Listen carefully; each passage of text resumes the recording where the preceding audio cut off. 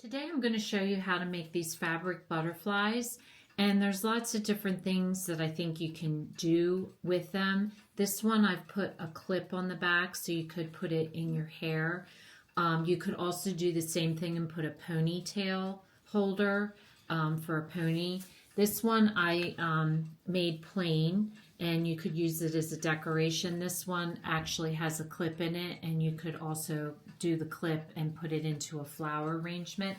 So there's a lot of different applications for these butterflies, and they're really simple to make. So the materials that you need, I'm going to make another one of these polka dotted butterflies. So the material you need is 2 pieces of fabric, one for each wing, some embroidery thread that matches your fabric. I did do this on a sewing machine, which is going to be your easiest route, and then 4 pearls with some hot glue to glue onto that, and fabric scissors.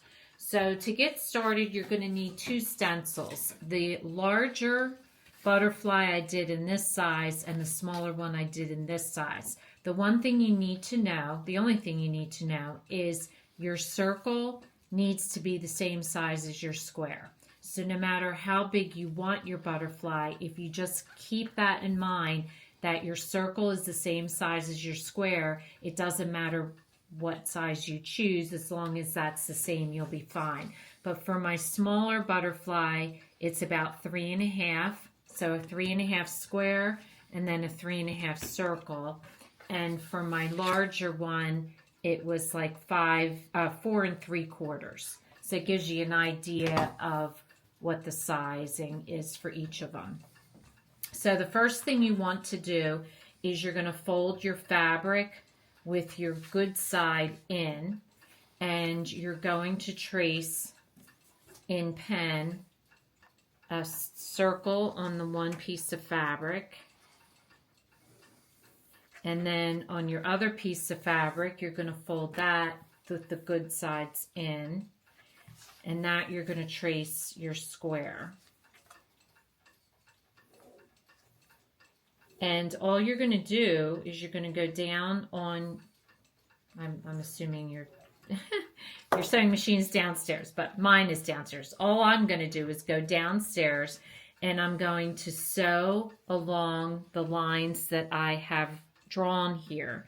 And the only thing you want to do is you want to leave a small gap in your square and your circle so that after you sew it, you can turn it right side out. So just follow your line on your sewing machine, and just make sure you leave a gap so that you can flip it right side out. So I put a safety pin in the middle of my material just to hold it in place so it doesn't move. And then I'm just going to sew following my lines.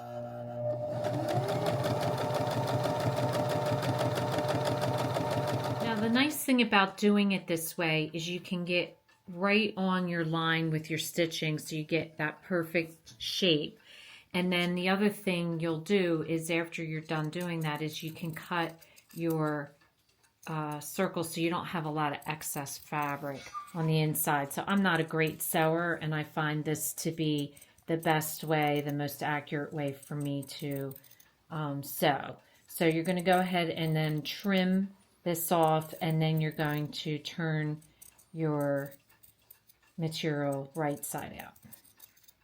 So you just want to work at it. The smaller your hole, obviously, the longer it takes to pull through, but just stick with it. Mine's a little tiny hole, and I was able to get it through. So you just work at it, and then just take your scissors or something that you can poke in there and just push it through all the way and get your circle like so. Then you're going to do the same thing with your square, only with your square, when you come to the corner, you're going to trim your fabric. Is just trim your corners like this, and that way they're not bunchy, they're not bulky when you turn it right side out. So you're going to be stitching these together, the one on top of the other. So the unfinished, I just have at the tips because you won't even notice it once you stitch it up. or I mean, sorry, this way. Because once you stitch it up, you won't see that one underneath, and this one will get stitched in.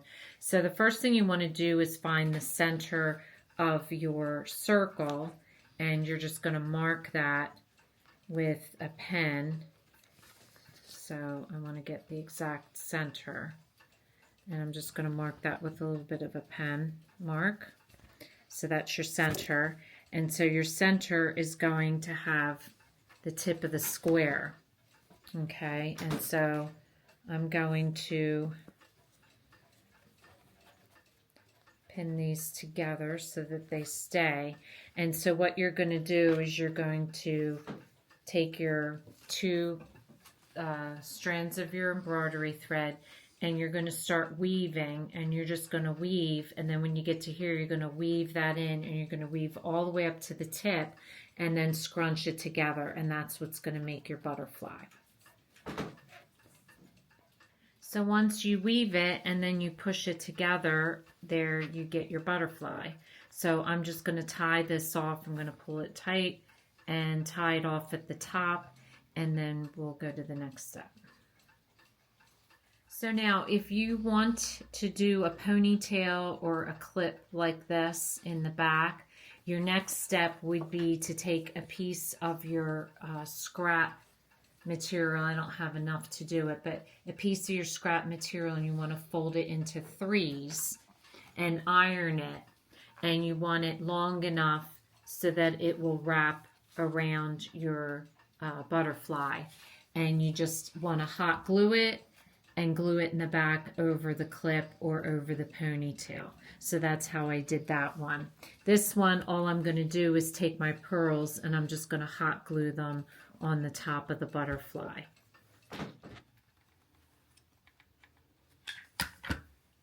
So you're just going to glue on each of your pearls. Just be careful if you have ones that have holes in them to not have your holes showing. So just glue them sideways or like this way.